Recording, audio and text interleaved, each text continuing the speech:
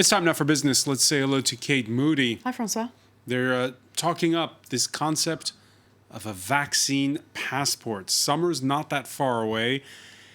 Will it work? Won't it? I know that countries with a big tourism industry certainly like the idea. Yeah, they're absolutely pushing for this idea of a digital pass or certificate or passport, if you will, proof of inoculation against COVID-19, which could set the stage for travel restrictions to be lifted, hopefully in time for the summer season. On Wednesday, the European Commission is due to outline its vision for a digital green certificate, which would collate vaccine and test information. Even as countries around the world launch their own versions, though, the World Health Organization has warned governments to be exceptionally careful, as Luke Schrago explains. This is what could be awaiting German tourists this Easter, after its disease control agency removed the Balearic Islands from a list of risk zones last weekend.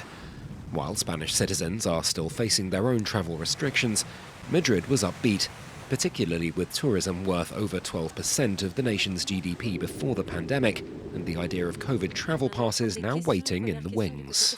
Bajo ese marco y, por tanto, lo que queremos es, efectivamente, como usted bien indica, facilitar esa movilidad lo antes posible. Y, efectivamente, para determinados sectores es fundamental, como es el sector turístico.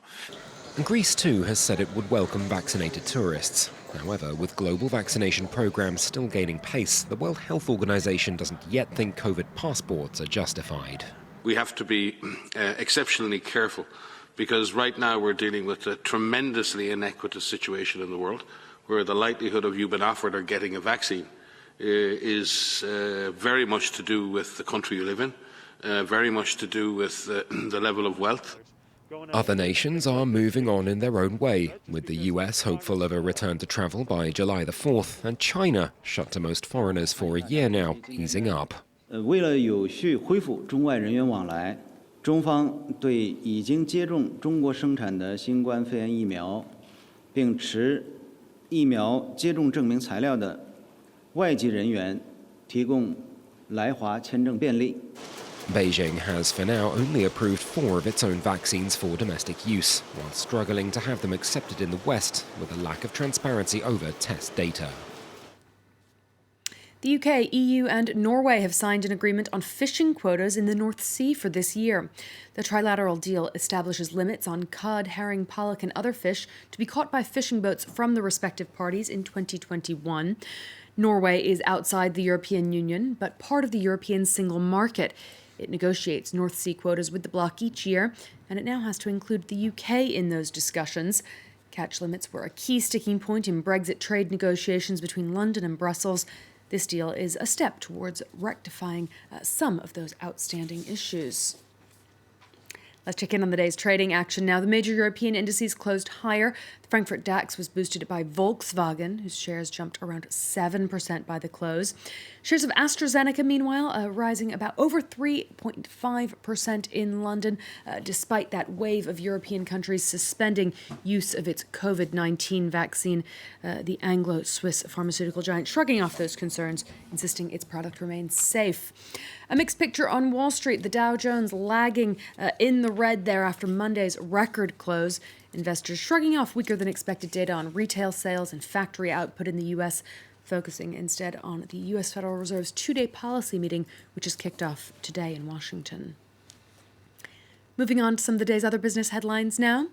Users of the encrypted messaging app Signal in mainland China say their communications have been blocked today. The government said it had no information about those reports. Social media platforms including Facebook, Twitter, and Google have been blocked in China for years. Signal users said on Tuesday they were unable to send messages or make calls. Nokia is to axe up to 10,000 jobs over the next 2 years. That's around 10% of its workforce. It's part of a cost-cutting plan, which will see the Finnish telecoms giant invest more in its research and trying to cement its role as a key supplier of 5G technology. Those cuts are not expected to hit Nokia's French workforce, where hundreds of jobs were already announced to be cut last year. And Facebook has signed a deal to pay Rupert Murdoch's News Corporation for its journalism in Australia. The 3-year agreement covers some of the country's biggest newspapers, including The Australian and the Herald Sun, while a parallel deal was also done for Sky News Australia.